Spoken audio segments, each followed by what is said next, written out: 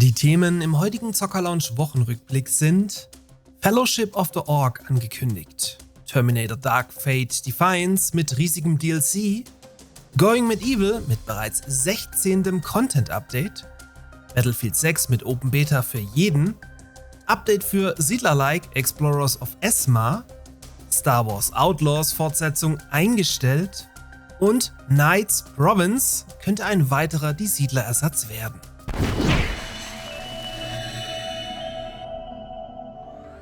Dieser Wochenrückblick wird euch auch diese Woche von meinem Partner Instant Gaming präsentiert. Bei Instant Gaming erhaltet ihr in der Regel alle Videospiele zum Teil deutlich günstiger als auf den Hauptplattformen und könnt so jede Menge Geld bei eurem liebsten Hobby sparen.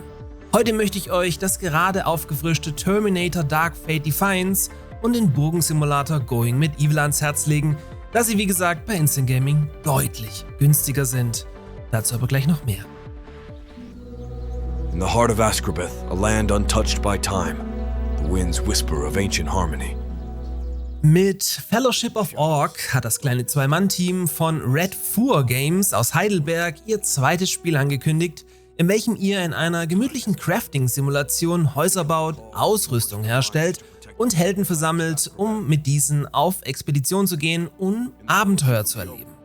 Ich meine, die Jungs hätten mich schon vor Jahren angeschrieben, also falls ihr das seht, Grüße gehen raus. Storytechnisch ist das Land Astgrabat in Gefahr, weswegen ihr eine Allianz von Willigen formen müsst. Dementsprechend kümmert ihr euch dann um die Behausungen, Nahrung, Waffen und allerlei Dinge, damit die anstehenden Aufgaben ein Erfolg werden. Fellowship of the Orc soll dann irgendwann in 2026 erscheinen. Build up a thriving village for the Fellowship of the Oak and bring back peace to the lands of Ascarbeth. Officer, do you read me? Church is heading north into Canada. High priority op. That means you are now in command of the resistance here in the States. So make it count. Make him proud. Diese Woche hat das Terminator RTS Dark Fate Defiance mit Upspring seine bisher größte Content-Erweiterung erhalten. Der DLC erweitert das Spiel um den Conquest-Modus, in welchem ihr auf einer offenen Weltkarte um 22 Sektoren kämpft, die ihr bei einem Sieg entweder einnehmt oder andersrum eben auch verlieren könnt. Jeder Sektor soll dabei eine eigens gestaltete Map haben, welche immer eine andere taktische Herangehensweise erfordert, damit das Ganze nicht so schnell langweilig wird und euch fordert. Neben der Legion, also den Maschinen, kämpfen hier noch 4 weitere Fraktionen um die Vorherrschaft. Sobald eine ihren Schlüsselsektor verliert, scheidet diese aus und so weiter.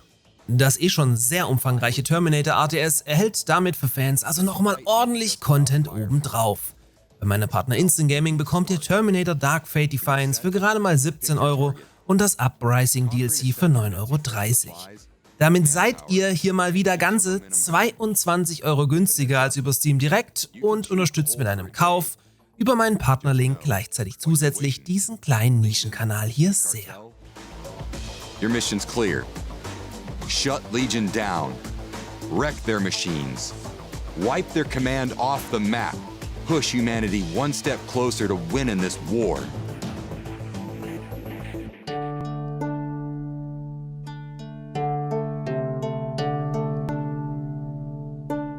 In Going Medieval errichtet und verwaltet ihr eine eigene Burgsiedlung im Mittelalter. Dafür steht euch hier eine detaillierte Sandbox-Welt zur Verfügung, die von euch nicht nur Bauskills fordert, sondern auch eine große Survival-Komponente hat.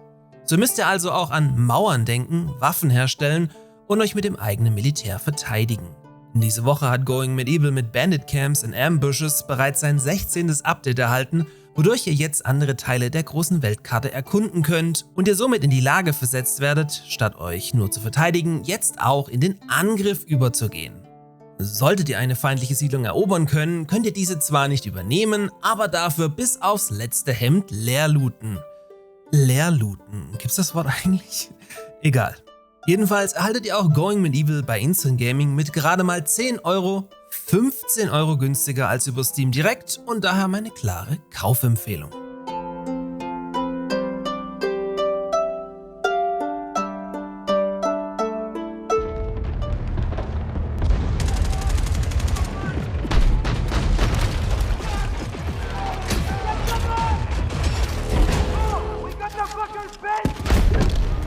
Steht uns mit Battlefield 6 endlich nach langer Durststrecke ein guter Teil bevor? Natürlich kann ich die Frage nicht beantworten, was man aber so liest, ist jedenfalls alles andere als schlecht und macht Hoffnung. Wie nun bekannt gegeben wurde, erscheint Battlefield 6 am 10. Oktober 2025. Das ist aber eigentlich nicht die News für heute, denn alle am Titel Interessierten können vom 9. bis zum 10. August, also schon kommendes Wochenende, und zudem vom 14. bis zum 17. August via Open Beta kostenlos reinzocken und sich selbst ein Bild vom Multiplayer-Kriegsshooter machen. In Battlefield 6 kehrt dann auch das klassische Klassensystem zurück, bestehend aus Assault, Engineer, Recon und Support. Zockt ihr vorab rein? Gerne mal in die Kommentare damit.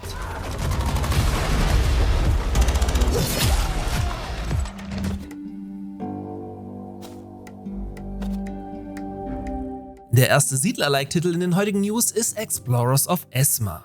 Der Siedler-Titel, vom deutschen einen Mann, Dev Zapp, setzt auf eine Mischung aus die Siedler 2 bis 4 und führt das Konzept in eine 3D-Engine über.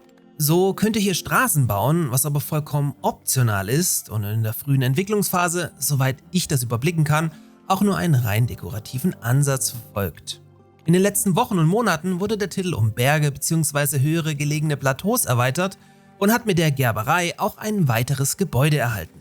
Außerdem wird gerade an einer Multiplayer-Lobby getüftelt, die dann später Skirmish mit bis zu 7 Bots oder eben auch Multiplayer für 8 Spieler bieten soll.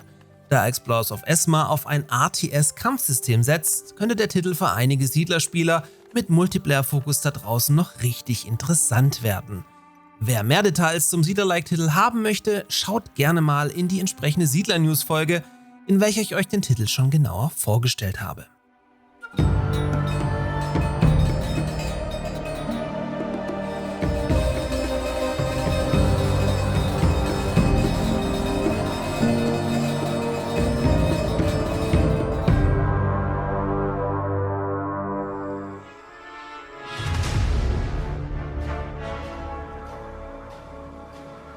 Here at Massive Entertainment, we have a history of building immersive, detailed open worlds. For Star Wars Outlaws, we really wanted to craft a relatable story of a new emerging scoundrel taking their first steps into the wider galaxy to find their place and ultimately freedom. Auch wenn es viele immer noch nicht wahrhaben wollen, hat Disney die Marke Star Wars in den letzten Jahren gehörig an die Wand gefahren. Zu dieser Erkenntnis ist jetzt auch Ubisofts Geschäftsführer Yves Guillemot gekommen, der sein mittelmäßiges Star Wars Outlaws verteidigt und die Schuld lieber bei The Acolyte und Co. sucht, die der Marke nachhaltig geschadet haben sollen. So hat sich Star Wars Outlaws nur ca. 1 Million Mal verkauft, was für Ubisoft ein krachender Flop ist. Um rentabel zu sein, hätte sich Outlaws über 7 Millionen Mal verkaufen müssen.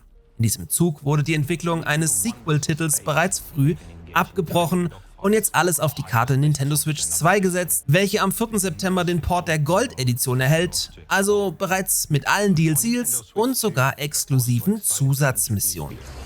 We are incredibly excited about bringing Star Wars Outlaws to Nintendo Switch 2 on September 4th.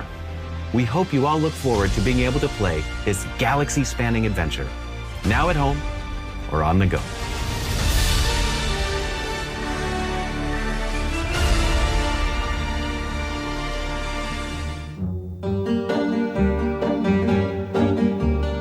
Zum Abschluss möchte ich euch da noch kurz Knights Province vorstellen, welches zwar den Siedlerverweis nicht in den Mund nimmt, aber dann doch sofort frappierend daran erinnert. Viel mehr als eine fast leere Steam-Page mit ein paar Alpha-Screenshots gibt es zwar noch nicht, erkennen lassen sich aber schon jetzt ein ausgereifter Siedlungsbau mit Straßen sowie ein auf Massenschlachten ausgelegter RTS-Part, womit Fans von Siedler 3 und 4 direkt hellhörig werden sollten.